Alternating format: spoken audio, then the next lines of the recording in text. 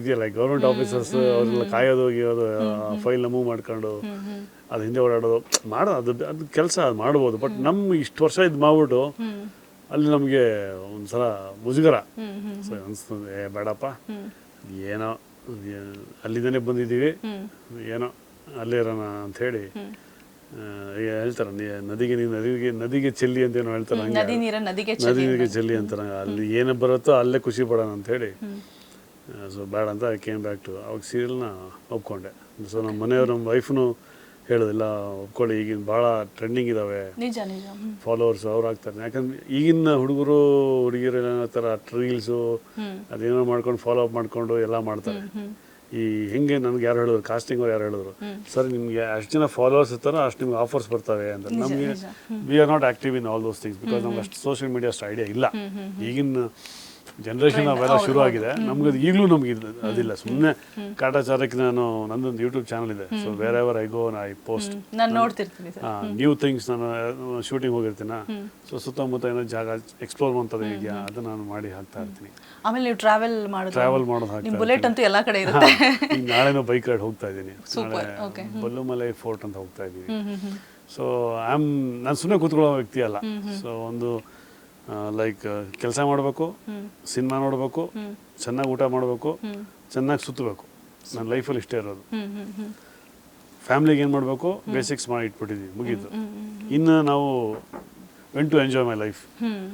So ನನ್ನ ಮಗನ is also working right ನಾವು, is working in Tesco. So ಅವ್ನ ದಾರಿಯ ನೋಡ್ಕೊತಾನೆ. ಸೊ ಇನ್ಯಾವ ಜವಾಬ್ದಾರಿ ನಮಗಿಲ್ಲ. ಸೊ ಎಂಜಾಯ್ ಲೈಫ್, ಸಿಗೋದೇ ಒಂದು ಲೈಫು, ಎಂಜಾಯ್ ಮಾಡೋದು. ಆ ಒಂದು ನಿಟ್ಟಿನಲ್ಲಿ ನಾನು ಟ್ರಾವೆಲಿಂಗ್ ಇವೆಲ್ಲ ಮಾಡ್ಕೊಂಡು ಹೋಗ್ತಾ ಇರ್ತೀನಿ. So this is my journey. So Kaatera ಆದಮೇಲೆಲ್ಲೋ ಒಂದು ವರ್ಷ ಆದಮೇಲೆ ಯಾವ್ದು ಸಿಗಲಿಲ್ಲ, ಏನು ಮಾಡೋದು ಅಂತ ಗೊತ್ತಾಗ ನಮ್ಮ ವೈಫು ಇಲ್ಲ ಮಾಡಿ ಅಂತ ಅವಳು ಹೇಳಿದ್ರು.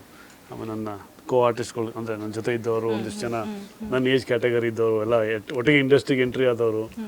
ಸೊ ಅವರೆಲ್ಲ ಆಲ್ರೆಡಿ ಸೀರಿಯಲ್ಸ್ ಎಲ್ಲ ಶುರು ಮಾಡಿಬಿಟ್ರು.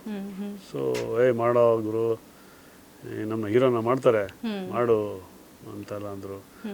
ಸೊ ಕಮಿಟ್ಮೆಂಟ್ಸ್ ಇರುತ್ತೆ ನಮಗೂ. ಸೊ ಅಂತೇಳಿ ಮಾಡುವ ಅಂತ ಯೋಚನೆ ಮಾಡೋ ಅಷ್ಟರಲ್ಲಿ ಶ್ರವಂತ್ ಅಂತ ಆ್ಯಕ್ಚುಲಿ ಪ್ರೊಡ್ಯೂಸರು ಹೀರೋ ಅವ್ರೊಂದು ಸಿನಿಮಾ ಮಾಡಿದ್ದೆ. ಸೊ ಅವರು ನನಗೆ ಫೋನ್ ಮಾಡಿದ್ರು, ಸರ್ ಹಿಂಗೆ ಮಾಡ್ತೀರಾ ಅಂತ. ಇಲ್ಲ ಸರ್ ನೀವು ಸಿಗಿ ಸರ್ ಫಸ್ಟು, ಸಿಗಿ ಆಮೇಲೆ ಮಾತಾಡ್ತೀನಿ. ಇಲ್ಲಪ್ಪ ನಾನು ಮಾಡಲ್ಲ. ಇಲ್ಲ ಸರ್ ನೀವು ಸಿಗಿ ಫಸ್ಟು ಅಂದರು. We met.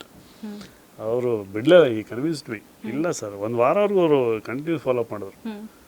ಇಲ್ಲ ಸರ್ ನಾನು ನೀವು ಕ್ಯಾರೆಕ್ಟರ್ ನಾವು ಬೇರೆ ಯಾರು ಅಂದ್ಕೊಂಡೇ ಇಲ್ಲ ಸರ್, ನೀವೇ ಮಾಡ್ಬೇಕು ಸರ್, ಹಿಂಗಿದೆ ಸರ್ ಪಾತ್ರ, ಹಿಂಗಿರುತ್ತೆ ಎಲ್ಲ. ಎಷ್ಟು ದಿವಸ ಸೀರಿಯಲ್ಸ್ಗಳಲ್ಲಿ ಲೇಡಿ ಓರಿಯೆಂಟೆಡ್ ಇರುತ್ತೆ sir, this is not lady oriented, it is men oriented between two people ಅಂತ ಹೇಳಿ ಸ್ವಲ್ಪ ಹೇಳಿ ಎಲ್ಲ ಮಾಡಿ ಅನ್ನಿಸ್ತು. ಓಕೆ, ಆಫ್ಟರ್ 20-25 ಇಯರ್ಸ್ ಒಂದು ಕಮ್ ಬ್ಯಾಕಿಗೆ ಒಂದು ಒಳ್ಳೆ ಇದು ಪ್ಲ್ಯಾಟ್ಫಾರ್ಮ್, ಒಳ್ಳೆ ಪಾತ್ರ ಅಂತ ಅಂದ್ಕೊಂಡೆ. ಆ್ಯಂಡ್ ನೋಡಪ್ಪ ನಾನು ಸಿನಿಮಾದವನು, ನನಗೆ ಸಿನಿಮಾ ಆಫರ್ ಬಂದು ಹೋಗಿ ಬಿಡಬೇಕು ಅಂದೆ. ಆಯ್ತು ಸರ್ ಅಂದರು. ನೋಡಪ್ಪ ನನ್ನ ಪೇಮೆಂಟ್ ಇಷ್ಟ ಆಗುತ್ತೆ. ಓಕೆ ಸರ್, ಎಲ್ಲ ಓಕೆ ಅಂತಾರಲ್ಲ ಇವರು ಅಂತ ಪಾಪ ಎಲ್ಲ ಓಕೆ. ಆಮೇಲೆ ನಾವು ಇಲ್ಲ ಅನ್ನೋ ತಪ್ಪಾಗತ್ತೆ. ಆಮೇಲೆ ನಡೆದು ಬಂದ ದಾರಿ, ಸೊ ಮರೆಯೋಂಗಿಲ್ಲ. ಆಮೇಲೆ ಕನ್ನಸ್ ಒಳ್ಳೆ ಚಾನಲ್ಲು. ಸೊ ಓಕೆ ಅಂತ ಹೇಳಿ ಐ ಅಕ್ಸೆಪ್ಟೆಡ್. ಸೊ ಈಗ ಚೆನ್ನಾಗಿ ಹೋಗ್ತಾ ಇದೆ. I think more than 70 episodes ಆಗಿದೆ ಈಗ.